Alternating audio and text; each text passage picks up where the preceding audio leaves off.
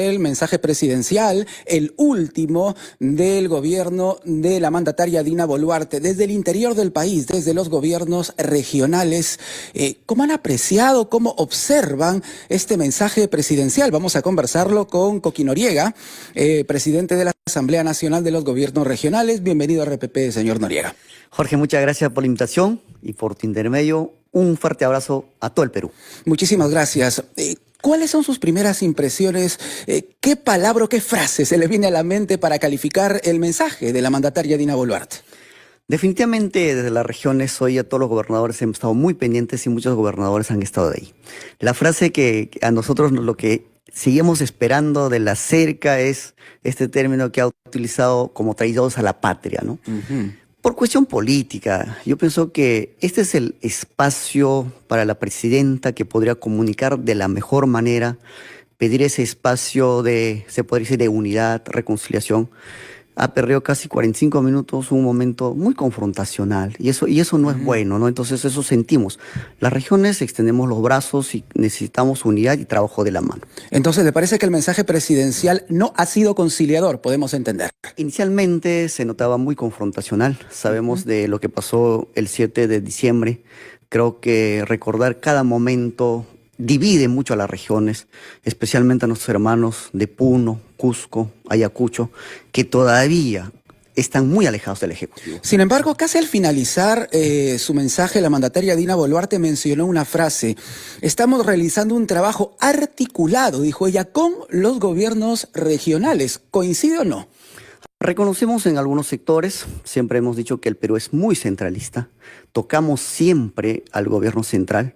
Hay datos muy importantes que rescatamos y hay que rescatarlo eso, por ejemplo, los grandes riegos de agroexportación, Chavimochic, Sihuas-Majes, Alto Piura, especialmente de Chinecas de Ancash. Es la primera vez en la historia, después de 40 años de su vida, de fundación y su creación, se va a convocar a una licitación internacional. Ese trabajo lo hemos hecho nosotros con preinversión, la viabilización, pero ya creo que este presupuesto destinado fortalece bastante. Y las carreteras de ProRegión, que benefician a las regiones, lo reconocemos, pero todavía hay mucho por hacer, ¿no? Hay datos que mucho que superar. Estamos conversando con Coqui Noriega, presidente de la Asamblea Nacional de los Gobiernos Regionales, y estamos también en el balcón de la Municipalidad de Lima con Mávila Huertas y Fernando Carballo, quienes van a intervenir también de esta entrevista. Adelante, compañeros. Sí, gracias Jorge por el pase. Señor Noriega, muy buenas tardes, felices fiestas patrias, gracias por acompañarnos en esta transmisión especial. Usted destacaba esta introducción que sonó bastante confrontacional de la presidenta Dina Boluarte. En el otro lado, si tuviera que rescatar dentro de los anuncios o del balance que ha hecho de cara al último año de gobierno, ¿cuál diría usted es el proyecto que más expectativa le ha generado? Si es que hay alguno que le ha generado expectativa. Mávila, Fernando, un fuerte abrazo y felices fiestas patrias. Sí, definitivamente. Felices patrias. Sí, veníamos trabajando y esperamos este mensaje especialmente desde Ancash.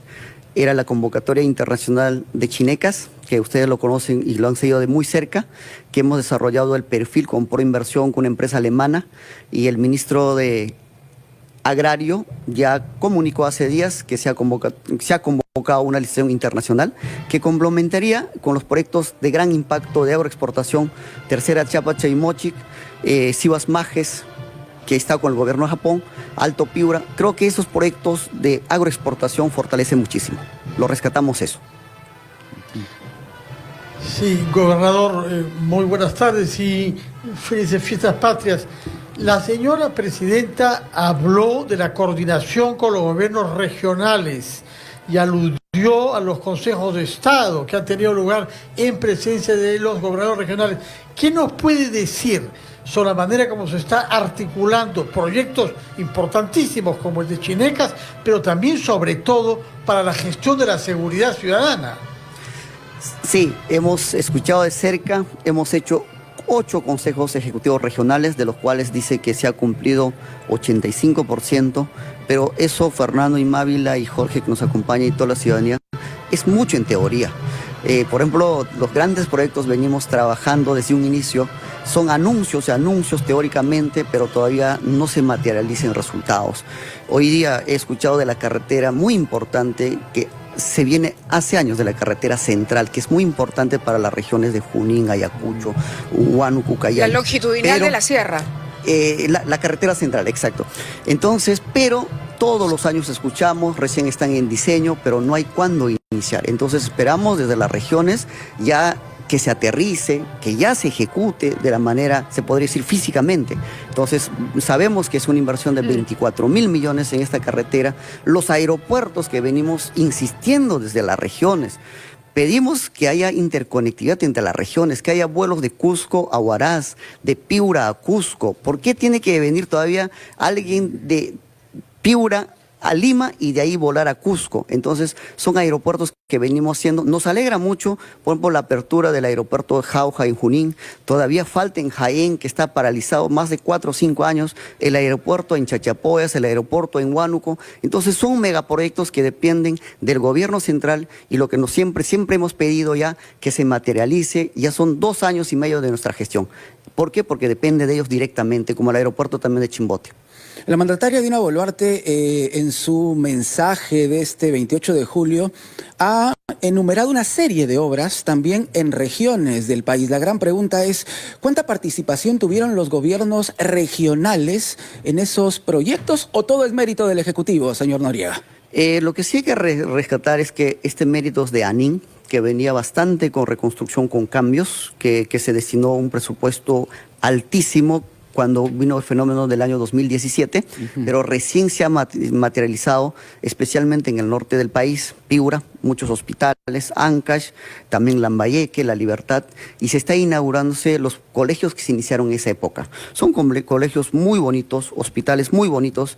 En mi región tenemos inaugurado varios, pero es un trabajo desde el año 2017-2019 que se materializa ahora, ¿no? Entonces, no todo es mérito, reitero, de este Ejecutivo. Estamos hablando de un trabajo de por lo menos, ¿cuánto? ¿Hace 7 u 8 años? Claro, del 2017, que se aplicó una modalidad de proyectos especiales y empezó a ejecutarse, y todavía hay muchos proyectos que en ese trance, cuando cerraron el RCC y pasaron a ANIN, también están en ejecución, y muchos también son paralizados, que debe reactivarse. ¿Qué le faltó Claro, y a este quedaron mensaje presidencial? a la mitad. Ajá. Claro que sí, el RCC se cerró. Señor Noriega, la presidenta habló en algún momento del destrave, justamente, de que en efecto, de que había proyectos que habían quedado como paralizados, pero que su gobierno se ha esforzado justamente en agilizar que esos proyectos se materialicen, que continúen finalmente construyéndose en el caso de proyectos de infraestructura y a ponerse en operación. ¿Usted coincidiría que acaso ese es un punto a favor del tiempo que lleva la señora Boluarte en la presidencia? Y por otro lado, ¿qué cree o cuál cree fue la gran ausencia del mensaje presidencial?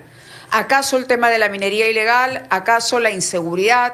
¿Acaso la distancia que hay de infraestructura entre la capital y las regiones? ¿Por dónde diría usted estuvo la mayor ausencia en el mensaje?